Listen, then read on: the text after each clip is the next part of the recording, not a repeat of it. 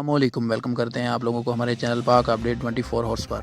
کہتے ہیں نا جیسا کرو گے ویسا بھرو گے۔ جب نریندر مودی نے کشمیر پر کرفیو لگایا تب عالمی عدالتیں اور دنیا والے صرف بیان بازی کرتے نظر آتے تھے، لیکن اب خدا نے کشمیریوں کی سن لی۔ دیکھیں کس طرح کرونا وائرس نے پوری دنیا کو اپنی لپیٹ میں لیا ہوا ہے۔ کشمیریوں پر ظلمانہ کرفیو لگانے والا بھارت خود کئی ہفتوں کے لیے لاک ڈاؤن ہو گیا ہے۔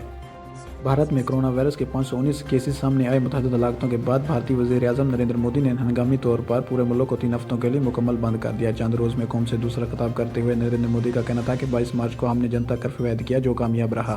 جیسا کہ ہم اس وبا میں پھنسے ہوئے ہیں۔ مزید مودی کا کہنا تھا کہ اس کے علاوہ ہمارے پاس اور کوئی حل نہیں۔ کہتے ہیں نا خدا کی لاٹھی بے آواز ہوتی ہے۔ کس طرح خدا نے کشمیریوں کی سن لی۔ کرونا وائرس نے پوری دنیا کو اپنی لپیٹ میں لیا۔